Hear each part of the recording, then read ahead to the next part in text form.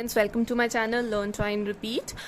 सो आज हम डिस्कस करेंगे कि प्लानिंग, इकोनॉमिक प्लानिंग की इंडिया में क्यों ज़रूरत पड़ी। तो बेसिकली क्या था, जब ब्रिटिशर्स का रूल हुआ, हमारे ब्रिटिशर्स का रूल था, उसके बाद जब हम उनसे फ्री हुए तो जो इंडियन इकोनॉमी थी, जो इंडिया थी, ये एक बैकवर्ड इकोनॉमी बन गई थी, बैकवर्ड एंड स्टेगनेंट इकोनॉमी थी। ये इसके टू लिमिटेशंस थे हमारी इकोनॉमी में।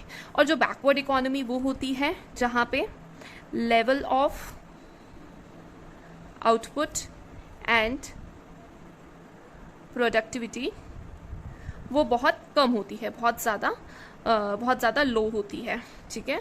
और स्टेगनेंट इकोनॉमी वो इकोनॉमी है जहाँ पे ग्रोथ जो है, जीडीपी ग्रोथ है, वो बहुत कम होती है।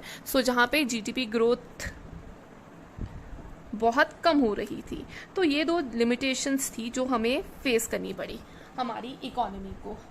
अब क्या हुआ, यहाँ पर ये देखा गया कि अब ये दोनों लिमिटेशंस हैं, तो हम इकोनॉमी को इनको ओवरकम करना तो हमारा मेन मकसद था, ठीक है ना।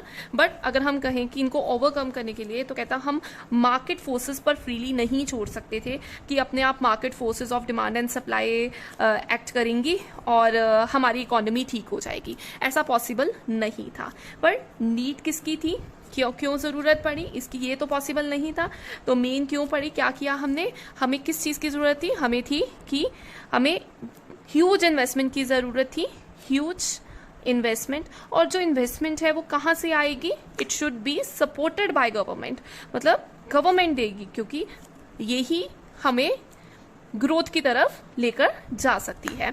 उसने कहा we need a huge investment supported by government. तो जब ये इन्वेस्टमेंट हमारे पास आएगी, उसी से जो हम बैकवर्डनेस और स्टेगनेंट, इन दोनों फैक्टर्स से बाहर निकल आ पाएंगे और हमारी इकोनॉमी कुछ स्टेबल हो पाएगी। इसलिए ये प्लानिंग जो है वो इंट्रोड्यूस करी गई, ये जो इकोनॉमिक प्लानिंग है उसका कंसेप्ट आया।